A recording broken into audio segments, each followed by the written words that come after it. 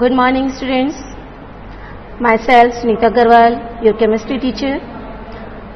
Today, we are going to discuss cloth materials, fiber to fabric, third chapter of your science book.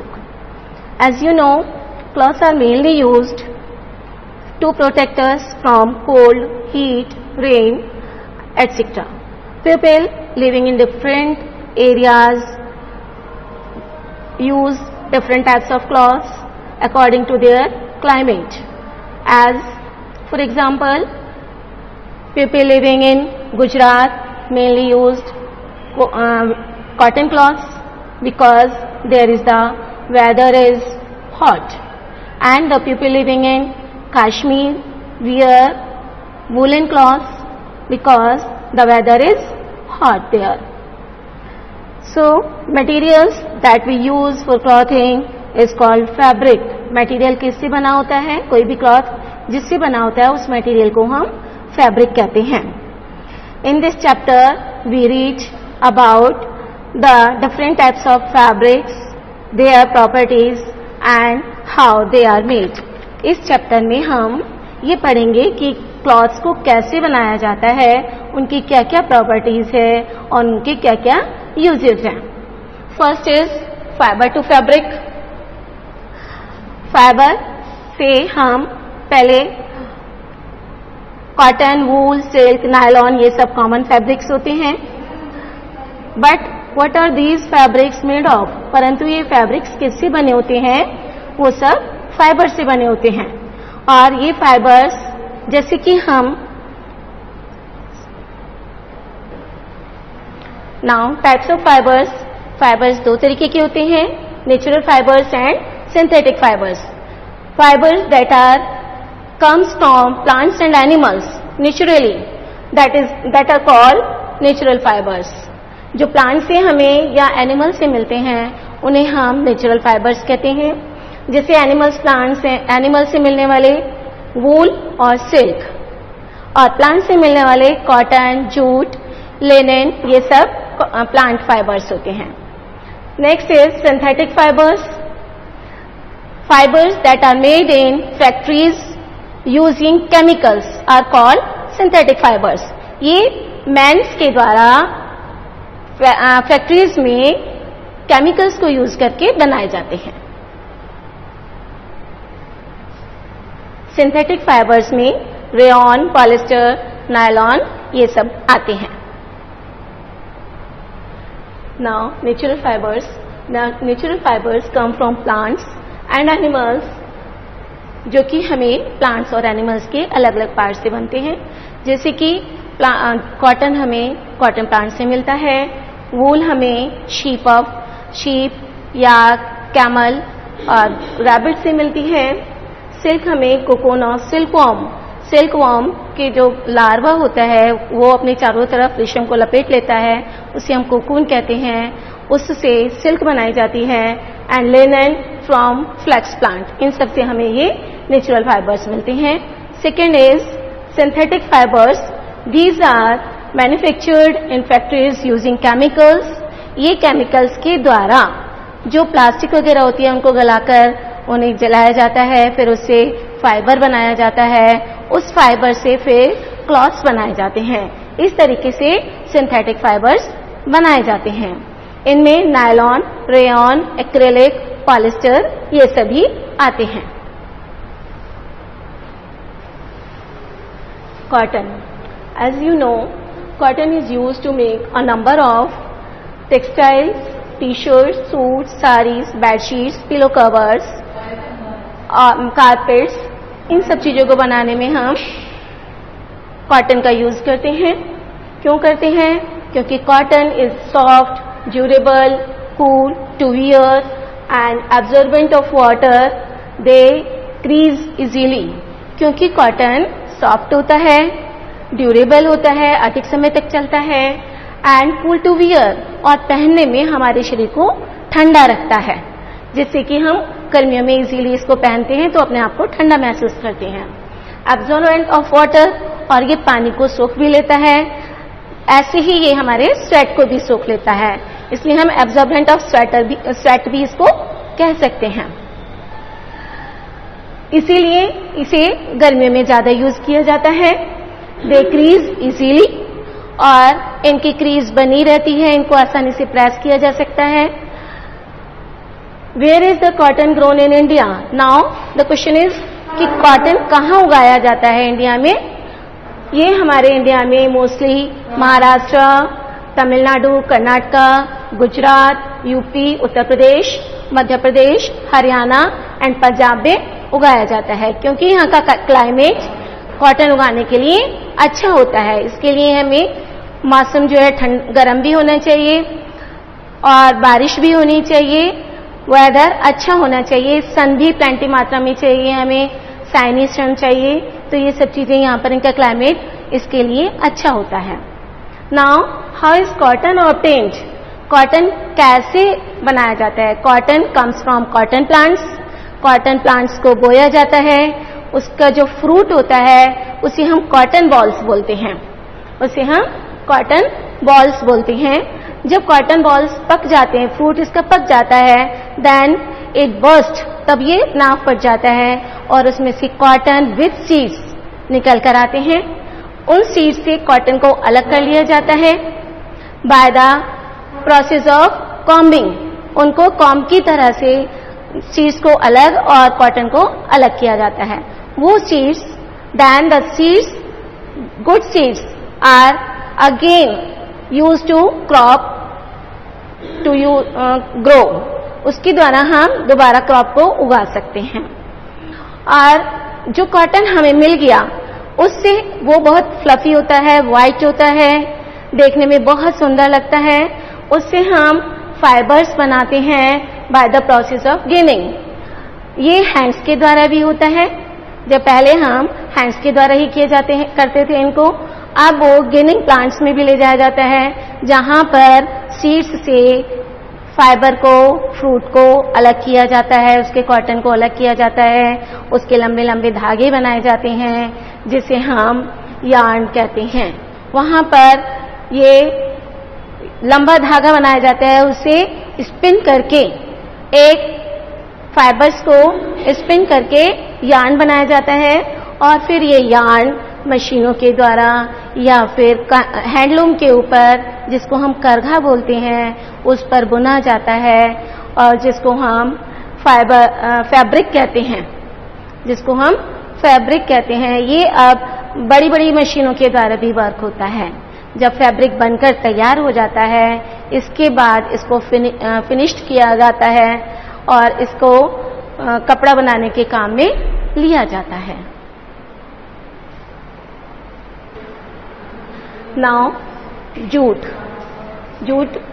is obtained from stem of jute plant. Jute plant के stem से बनता है। Jute is used for making ropes, mats, packing materials like gunny bags, jute bags and decorative materials. Jute का use जैसा कि आप सभी जानते हैं कारपेट्स बनाने में, गनी बैग्स बनाने में, पैकिंग बैग्स, जो बड़े बड़े पैकिंग बैग्स होते हैं उन सबको बनाने में होता है, क्योंकि ये ड्यूरेबल होता है और वजन को आसानी से सहन कर लेता है। It is also called golden fibre. इसे हम गोल्डन फाइबर कहते हैं क्योंकि ये it is the one of cheapest natural fibre, क्योंकि ये बहुत चीप होता है और बहुत अच्छे से यूज भी होता है, इसलिए हम इसे गोल्डन फाइबर भी कहते हैं। Jute grown in Meghalaya, Bihar, Assam, West Bengal and Odisha. India में जूट कहाँ कहाँ पर उगाया जाता है? मेघालय में, बिहार, असम, वेस्ट बंगाल एंड ओडिशा में ज्यादा होता है। Next, how is jute obtained? Jute कैसे प्राप्त किया जाता है? जैसे कि अभी हमने बताया था, जूट प्लांट के स्टेम से बनाया जाता है। तो jute fibre is obtained from the stem of jute plant. These plants is harvested at the flowering stage. जब जूट प्लांट पर फ्लावर आ जाते हैं तभी हम इसको काट लेते हैं और इसका जो स्टेम होता है उसको कुछ दिनों के लिए पानी में डाल देते हैं। The plant is harvested at the flowering stage, the kept in water for some days. कुछ दिनों के लिए पानी में डाल दिया जाता है। When the stem rot then fibre separated by hand. और जब ये स्टेम रॉट हो जाता है, सड़ जाता है, तब हम इसे उससे बाहर निकाल लेते हैं पानी से और फिर इसको हैंड्स के द्वारा अलग अलग सेपरेट कर लिया जाता है, जिससे कि ये जूट और काम में आ जाता है। नाउ नेक्स्ट इज वूल। वूल भी हमारा नेचुरल फाइबर है, जैसे कि हम अभी बताया था। वूल is a natural fibre, mainly it is obtain from sheep. सबसे ज्यादा हमारे इंडिया में शीप से ही वूल बनाई जाती है। वैसे तो रैबिट, गॉट, याक और कैमल से भी वूल बनाई जाती है, लेकिन शीप से ज्यादा बनाई जाती है। It is warm to wear and good absorbent of heat. इसे हम सर्दियों में पहनते हैं क्योंकि ये हीट को एब्जॉर्ब करता है और पहनने में गर्म होता है। It is use for making sweater, muffler, scarves etcetera. इसका यूज हम स्वेटर बनाने में, मफलर बनाने में, स्कार्फ बनाने में, कोट वगैरह बनाने में भी यूज करते हैं। नाउ हम कैसे कह सकते हैं कि वूल हमारे शरीर को गर्म रखती है? Wool traps air between its fibres and does not allow the heat from our body to escape. ये इसके जो फाइबर्स होते हैं उसके बीच में एयर ट्रैप रहती है, जिससे कि हमारे शरीर से जो हीट निकलती है वो बाहर ना जा सके और हमारा शरीर गर्म रहे। Therefore we feel warm when we wear woolen clothes। इसीलिए हम वूलन क्लॉथ्स को विंटर्स में पहनते हैं। Now next is silk। जैसा as you know silk is a natural fiber। Silk भी हमारा नेचुरल फाइबर है। It is obtained from the silkworm cocoons that the larva of silkworm spins around itself। जो silkworm का कीड़ा होता है, silk का, रेशम का जो कीड़ा होता है, उसका जो लार्वा होता है वो अपने चारों तरफ एक सिल्क को स्पिन करता है और उसके कोकून से हम सिल्क को प्राप्त करते हैं। Silk is strong, shiny and keeps our body warm in cold weather. Silk shiny होता है, स्ट्रॉन्ग होता है और ये हमारे बॉडी को गर्म रखता है। It is use to make saris, ties, suits etcetera. ये हमारे सूट, साड़ी, स्कार्व्स, टाइज इन सबको बनाने में यूज होता है। क्योंकि ये शाइनी होता है इसलिए इसे पहनकर अच्छा लगता है और ये पार्टी वियर ड्रेसेस में भी यूज होता है। It is use to make saris हो गया। It is good absorbent of heat और ये हीट का अच्छा एब्जॉर्बेंट होता है, हीट को एब्जॉर्ब कर लेता है। So it is wear in winters. Rearing of silk worms for the production of silk is called sericulture. हम सिल्क वॉर्म को प्राप्त करने के लिए जो सिल्क वॉर्म्स को पालते हैं, ये मलबेरी फ्रूट पर पाला जाता है, शहतूत के पेड़ पर, और इसको हम सेरिकल्चर कहते हैं। नेक्स्ट, सिंथेटिक फाइबर्स क्या होते हैं? जैसे कि मैंने पहले भी बताया है, synthetic fibres are synthesized in factories using chemicals. ये केमिकल्स को यूज कर फैक्ट्रीज में बनाया जाता है, इसलिए हम इन्हें मैन मेड फाइबर्स भी कहते हैं। These are strong and more durable। ये स्ट्रांग होते हैं और अधिक समय तक चलते हैं, ड्यूरेबल भी होते हैं। सिंथेटिक फाइबर्स का यूज ये now uses of synthetic clothes. Synthetic clothes के क्या क्या यूज होते हैं? सिंथेटिक फाइबर्स के क्या क्या यूज कट कर दिया। Now uses of synthetic fibres. Synthetic fibres के क्या क्या यूजेस हैं? It is used in making clothes, car seat belt, जो कार में बैठते हैं सीट बेल्ट बनाकर रखते हैं क्योंकि ये ड्यूरेबल होता है। रोप्स बनाने में इसका यूज होता है। Raincoat because it is waterproof, it is used in to making ropes, raincoats and waterproof fabrics, bags etcetera. इन सबको बनाने में सिंथेटिक फाइबर्स का यूज होता है। Now advantages of synthetic fibres. Synthetic fibres के क्या क्या एडवांटेजेस हैं ये भी हमें देखना है, क्योंकि हम इसे बनाते हैं तो किस लिए बनाते हैं। They are more durable than natural fibre. जो सिंथेटिक फाइबर्स होते हैं वो नेचुरल फाइबर से ज़्यादा ड्यूरेबल होते हैं, ज़्यादा समय तक चलते हैं, इसलिए हम इनका यूज़ करते हैं। दे ड्राई क्विकली, ये वाटर एब्जॉर्बेंट नहीं होते, इसलिए ये ड्राई बहुत जल्दी हो जाते हैं। दे आर रिंकल फ्री, और इनमें रिंकल्स भी नहीं पड़ते हैं। So they no need to ironing, उन्हें आयरन करने की जरूरत नहीं होती। इसके साथ साथ ही इसके कुछ डिसएडवांटेजेस भी होते हैं। हर एक चीज़ के कुछ ना कुछ एडवांटेजेस और डिसएडवांटेजेस होते हैं। तो सिंथेटिक फाइबर्स की क्या डिसएडवांटेजेस हैं? दे बर्न रेडिली, ये बहुत जल्दी जल जाते हैं, इसलिए हम कहते हैं कि किचन वगैरह में हमें सिंथेटिक फाइबर्स यूज़ नहीं करने चाहिए, क्योंकि ये जल्दी आग पकड़ते हैं और साथ ही ये मेल्ट हो जाते हैं, हमारी स्किन से चिपक जाते हैं, जो कि बहुत ज़्यादा नुकसानदायक हो जाता है।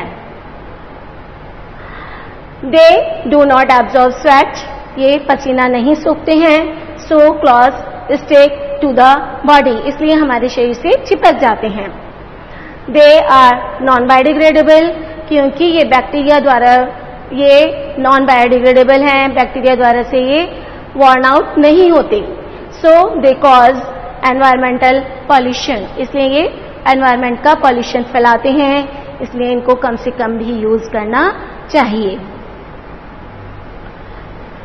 Differences between natural and synthetic fibers. Differences between natural and synthetic fibers. Natural और सिंथेटिक फाइबर्स में क्या क्या डिफरेंसेस हैं, क्यों हमें यूज करने चाहिए और क्या नहीं करने चाहिए, ये हमें देखना है। Natural fibres, these are obtained from plants and animals. As you know, natural fibres plants और एनिमल्स से मिलते हैं, but synthetic fibres are synthesized in factories using chemicals, परंतु जो सिंथेटिक फाइबर्स हैं वो केमिकल्स के द्वारा फैक्ट्रीज में बनाए जाते हैं। Next point is they are less strong and less durable. जो कॉटन क्लॉथ्स होते हैं या हम कहें नेचुरल फाइबर से बने वाले क्लॉथ्स होते हैं वो लेस स्ट्रॉन्ग, कम स्ट्रॉन्ग होते हैं और कम ही ड्यूरेबल होते हैं, लेकिन जो फाइबर्स सिंथेटिक फाइबर से बने होते हैं क्लॉथ्स वो मोर स्ट्रॉन्ग होते हैं in compare of natural fibres and more durable होते हैं, क्योंकि ये अधिक समय तक चल जाते हैं। Next point is clothes made from natural fibres are comfortable, more comfortable होते हैं in compare to synthetic fibres.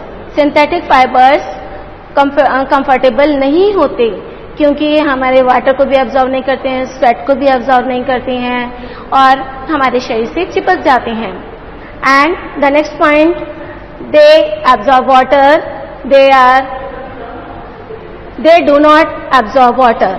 Natural clothes water को एब्जॉर्ब करते हैं, जबकि सिंथेटिक फाइबर्स नॉट एब्जॉर्ब, कोई भी एब्जॉर्ब नहीं करते वाटर को बिल्कुल भी।